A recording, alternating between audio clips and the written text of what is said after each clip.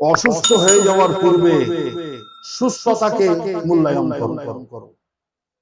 যখন তুমি অসুস্থ হয়ে যাবে, যে সমস্ত কাজ করার তোমার ইচ্ছা হবে, খাওয়ার ইচ্ছা হবে, ভোগ করার ইচ্ছা হবে, অসুস্থতার কারণে তুমি পারবে না। যখন তুমি সুস্থ ছিলে, এই টাইমটা তুমি মূল্যায়ন করো, এই টাইমে কিছু অর্জন করে নাও। তো 2 নম্বর হলো সুস্থতা। 3 নম্বর হলো হযরতে ওমর ফারুককে বিশ্বনবী বললেন যে অভাব আসার পূর্বে আল্লাহ পাক যখন তোমাকে ধনী করেছিল, আলহামদুলিল্লাহি ওয়া কাফা ওয়া সালামুন আলা ইবাদিহিল্লাযিনা ইসতাফা, আম্মা বাদ। আউযু বিল্লাহি মিনাশ শাইতানির রাজীম, বিসমিল্লাহির রহমানির রহিম। ইন্নাল মুবাযযিরিনা কানু ইখওয়ানাশ শায়াতিন ওয়া কানা শাইতানু লিরাব্বিহি কাফুরা। সাদাকাল্লাহুল আযীম। ব্রাদারানি ইসলাম, পূর্বের ভিডিওতে আপনারা সময়ের গুরুত্ব সম্পর্কে শুনলেন যে সময় কত মূল্যবান, আল্লাহ পাকের দিয়ত নিয়ামত দৌলত, সে সম্পর্কে আপনারা শুনলেন। এখন যারা এই সময়টাকে অপচয় করবে তারা কতটা ক্ষতিগ্রস্ত হবে এ সম্পর্কে আমরা একটু জেনে নিই। রাসূল করিম সাল্লাল্লাহু আলাইহি ওয়াসাল্লাম সর্বদা সাহাবায়ে কেরামদেরকে তালকিন করতেন যাতে জীবনের কোনো মুহূর্ত তার বেকার যেন না যায়। একটা হাদিস শরীফের মধ্যে এসেছে যে একবার বিশ্বনবী রাহমাতুল লিল আলামিন সাল্লাল্লাহু আলাইহি ওয়াসাল্লাম আমিরুল মুমিনিন হযরতে ওমরকে ডেকে বললেন যে 5টা বিষয় চলে যাওয়ার পূর্বে, হাত ছাড়ার পূর্বে তাকে মূল্যায়ন করো, তার দাম দাও, তাকে গনিমত বলে মনে করো। সেই 5টা বিষয় কি? তার মধ্যে 1 নম্বর হচ্ছে বার্ধক্য আসার পূর্বে জওয়ানিকে মূল্যায়ন করো। যখন তুমি জওয়ান ছিলে, এই জওয়ানিকে তুমি মূল্যায়ন করো বুড়ো হয়ে যাওয়ার আগে, অর্থাৎ বুড়ো হয়ে যাওয়ার পূর্বে জওয়ানি যখন পাবে এর মূল্য দাও, এর দাম দাও, একে মূল্যায়ন করো, কাজে লাগাও। 2 নম্বর, অসুস্থ হয়ে যাওয়ার পূর্বে সুস্থতাকে মূল্যায়ন করো। যখন তুমি অসুস্থ হয়ে যাবে, যে সমস্ত কাজ করার তোমার ইচ্ছা হবে, খাওয়ার ইচ্ছা হবে, ভোগ করার ইচ্ছা হবে, অসুস্থতার কারণে তুমি পারবে না। যখন তুমি সুস্থ ছিলে, এই টাইমটা তুমি মূল্যায়ন করো, এই টাইমে কিছু অর্জন করে নাও। তো 2 নম্বর হলো সুস্থতা। 3 নম্বর হলো হযরতে ওমর ফারুককে বিশ্বনবী বললেন যে অভাব আসার পূর্বে আল্লাহ পাক যখন তোমাকে ধনী করেছিল, মাল দিয়েছিল, এই সময়টা মূল্যায়ন করো। যদি এই সময়টা হাতছাড়া হয়ে যায় আর কোনোদিন কিন্তু ফিরে পাবে না। অর্থাৎ মাল যখন এসছে, মালকে যথাযোগ্য জায়গায় খরচ করো। এই নিয়ামতকে তুমি যথাযোগ্য জায়গায় যদি খরচ করো, তাহলে মালি নিয়ামতের তুমি কদর করলে, তুমি মূল্যায়ন করলে। 4 নম্বর হলো অবসর। ব্যস্ততার পূর্বে অবসর। অবসর যে সময়টা যখন কোনো কাজ কাম নেই, একদম ফাঁকা সময়, খালি সময়, এই অবসর সময়টা অত্যন্ত গুরুত্বপূর্ণ।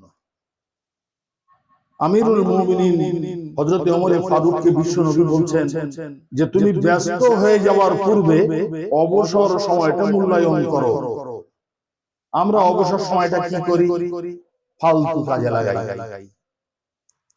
অবসর সময়টা বসে বসে গালগপ্প করি, কারোর নামে গীবত করি, পরের নামে চর্চা করি। আবার অনেক সময় এমনও হয়ে যায় যে গালগপ্প করতে করতে, বাড়াবাড়ি করতে করতে এমন একটা পর্যায়ে এসে যায় যে আমরা কি করে বসি, কারোর নামে অপবাদও দিয়ে থাকি। একটা ভালো লোক, তার নামে মিথ্যা একটা অপবাদ দিয়ে তাকে অভিযুক্ত করে, বদনামি করে, এলাকায় তার নাম বদনাম করে ছড়িয়ে দিই। এতদূর পর্যন্ত জঘন্য কাজ আমরা করে থাকি। অথচ এই অবসর সময়টা অত্যন্ত দামি, অত্যন্ত মূল্যবান। এই সময় আমাদের কি করা উচিত? দেখুন ভাই, যখন মানুষের রোজগার কম হয়, তো মানুষের কি করা উচিত? রোজগার কম হলে সেই রোজগারটাকে অত্যন্ত হিসেবের সাথে সংসারে খরচ করা দরকার। আর এই কম রোজগার নিয়ে যদি কোনো ব্যক্তি অপচয় নষ্ট করে, তো কি হবে? সংসারের যারা পরিবার বর্গ তারা খেতে পাবে না। সংসারের যে সমস্ত আসবাব প্রয়োজন সেগুলো ইন্তজাম করা সম্ভবপর হবে না।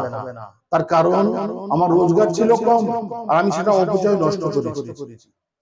সেই কারণে যেরকম রোজগার কম হলে মানুষকে হিসেব করে সংসার চালাতে হয়, ঠিক তদ্রূপ ভাবে আল্লাহ পাক আমাদের আয়ু দিয়েছে খুব কম, যার কারণে এই কম আয়ুতে আমাদের কি করতে হবে? পুরো জীবনটাকে হিসেব নিকেশ করে চালাতে হবে। আল্লাহ পাকের হুকুম 5 ওয়াক্ত নামাজে সময় দিতে হবে। আল্লাহ পাকের হুকুম রোজা করতে হবে। আল্লাহ পাকের হুকুম যাকাত দিতে হবে।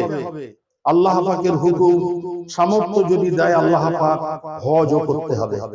অর্থাৎ এই আয়ুর মধ্যে স্বল্প সময়ের মধ্যে আল্লাহ পাকের যে সমস্ত বিধান এবং আহকাম আল্লাহ পাক আমরা যে নিয়ামতগুলো ভোগ করছি তার শুকরিয়ার জন্য এই হুকুমগুলো দিয়েছেন, যেগুলো যদি তোমরা করো এর শুকরিয়া হবে। এই স্বল্প সময়ের মধ্যে সেগুলো প্রতিষ্ঠা করতে হবে।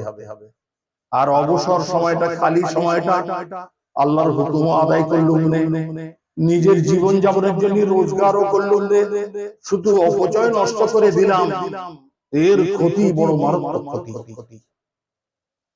সর্বপ্রথম ক্ষতি হলো যে রুজির বরকত আল্লাহ পাক তুলে দেবে। যারা অবসর সময়কে অবহেলায় কাটায়, অপচয় নষ্ট করে, রুজির যে বরকত, এই বরকতকে আল্লাহ পাক তুলে দেবে।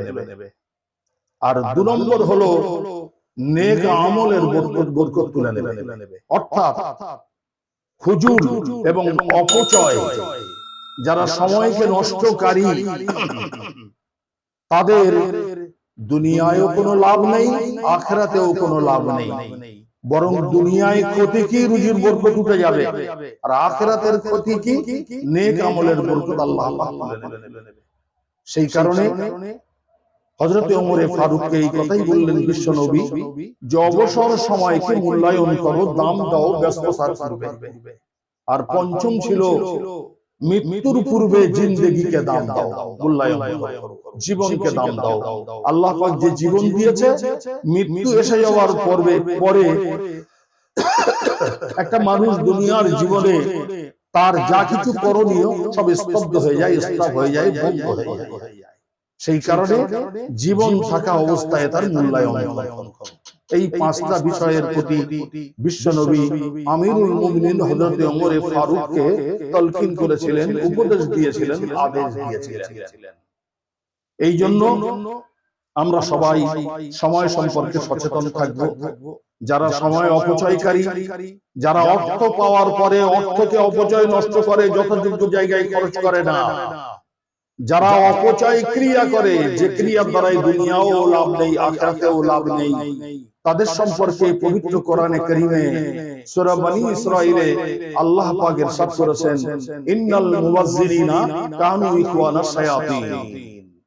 যারা মুবাজ্জিরিন অর্থাৎ অর্থ অপচয় নষ্টকারী, মুবাজ্জিরিন যারা সময় অপচয় নষ্টকারী, মুবাজ্জিরিন যারা অপচয় ক্রিয়াকারী, যে ক্রিয়ার দুনিয়ার লাভ নেই, আখিরাতের লাভ নেই, তারা হলো শয়তানের ভাই। কে বলছে?